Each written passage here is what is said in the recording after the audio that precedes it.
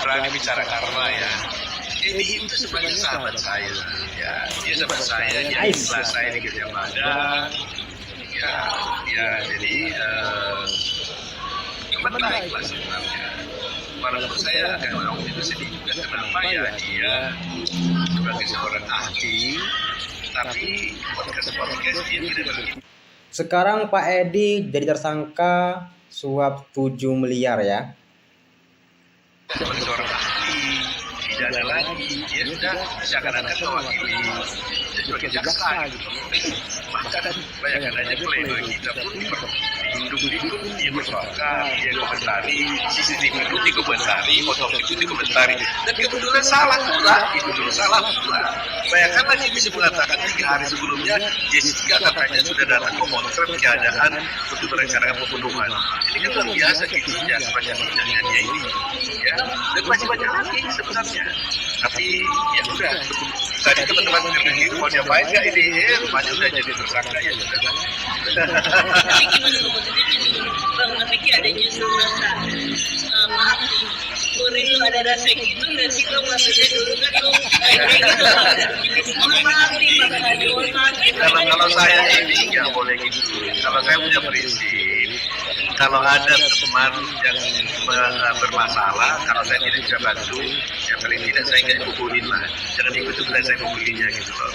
Jadi ya biarlah itu jadi urusan dia sendiri gitu ya. Tapi sebelumnya ada rencana melakukan Teman-teman mendesak saya begitu, tapi saya bilang tunggu dulu lah gitu. Kita lihat ya. Apa yang membuat tidak jadi melakukan karena sudah jadi tersangka di KPK Bang? Ya mungkin salah satu juga itu, tapi waktu itu juga saya berpikir ya apakah seorang sahabat juga harus saya laporkan, tetapi apakah juga saya karena sahabat jadi tidak saya tegakkan, kadang-kadang itu juga kan nyata-nyata mungkin dia mengatakan yang tidak benar kan. Dia bilang 3 hari Jessica sudah ini dan sebagainya. Dia bilang juga ada musafat yang melakukan otopsi, dan musafat itu kita nggak tahu siapa dia di dalam kasus ini. Ya sangat kejam juga lah sebenarnya apa dalam bersikap menurut saya ya, karena tragis. Tapi ya saya seperti katakan bahwa kalau saya tidak bisa bantu teman ya bagaimana saya jangan ikut menggulung dia lah. Soal dia bagaimana ada tanya karma itu bukan ranah saya ya. Bukan ranah saya, Tuhan yang tahu, bukan ranah saya. Saya tidak mau menghakimi orang lain kan. Tapi emang dari dulu maksudnya emang agak kurang ya sebenarnya kesaksiannya tuh agak gimana gitu Pak, ada keraguan gitu Bang, atau masih kesaksian dia dulu Bang? Seorang saksi ahli, saya juga kan berkali-kali menjadi ahli di Indonesia, di High Court Singapura, pengadilan Singapura juga saya ahli, ya di Singapore Arbitration, di arbitrasi internasional juga saya ahli. Tapi dalam kasus-kasus yang saya tangani, kami kan dilarang untuk mengatakan ini pembunuhnya, ini pelakunya. Dimana kami hakim, ya kan? Kami nggak boleh sampai kepada saya punya keyakinan bahwa dia pelaku. Ya kalau bicara keyakinan nggak perlu ahli pidana. Ahli, ya semua orang kan punya keyakinan masing-masing, ya kan? Jadi nggak ada orang yang ahli yang menyampaikan pendapat berdasarkan keyakinan. Bahwa orang berpendapat berdasarkan ilmuwan gitu. Jadi apa yang disangkakan Pak ini menurut saya memang sudah terlalu jauh daripada posisi dia gitu. Dia kan menjadi ahli di persidangan, dia kan menerangkan tentang hukum pidana. Ujung-ujungnya dia bicara tentang saya tahu bahwa itu sudah diotopsi. Dari mana dia tahu itu diotopsi? Orang dia bukan pemegang perkara, dia bukan penyidik, dia hanya ahli. Jadi terkesan dia mewakili seseorang tertentu, mewakili institusi tertentu gitu. Tertutupi oleh isu-isu ini. Saya takut sekali, jadi saya minta tolong untuk teman-teman semua untuk komen ya, untuk like teman-teman ya, share kalau bisa. Biar apa?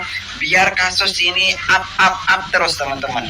Biar banyak yang tonton, biar banyak yang lebih mendukung Jessica lagi, biar kita lebih semangat lagi ya teman-teman ya.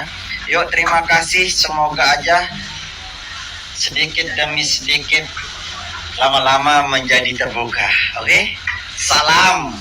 berasumsi dengan segala ocehannya bahwa Jessica Wongso itu memang membunuh Mirna. Padahal semua ucapannya itu tanpa bukti, bahkan banyak banget 180 derajat berbeda dengan kenyataan di lapangan. Buat yang baru nonton, bisa tonton video-video aku yang lain, udah aku tunjukin semua ucapannya itu berbanding dengan fakta. Dan beliau ini adalah Prof. Edi. Ya, halo Prof. Edi, apa kabar? Prof. Edi lama nih nggak ngelihat Prof. Edi di podcast menuduh Jessica sebagai pembunuh tanpa bukti. Jadi Prof. Edi ini setelah 2016 menjadi saksi ahli kasus Jessica, karirnya langsung meroket menjadi Wakil Menteri Hukum dan HAM di Kabinet Jokowi.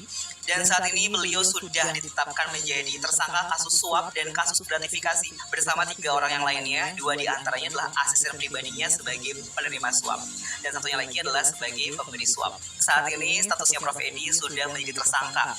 Semoga akhirnya Prof. Edi punya empati untuk merasakan apa yang Jessica rasakan selama menjalani proses peradilan. Teman-teman mungkin bisa mulai amati gestur Prof. Edi nanti ke depan, apakah sudah mulai menunjukkan matanya ke atas seperti yang beliau sering gaung-gaungkan. Dan netizen patut bersyukur ya, karena kemarahan netizen atas pernyataan Prof. Edi yang begitu jahat kepada Jessica tanpa bukti, bahkan tidak sesuai dengan fakta di lapangan, akhirnya mendapatkan balasan sendiri atas kasus suap yang dia terima 7 miliar. Pelajaran juga buat teman-teman, pilih bos yang benar, jangan sampai kalian menjadi asisten pribadi jadi seseorang yang menerima kasus korupsi, karena pada akhirnya kalian juga ikut terjerat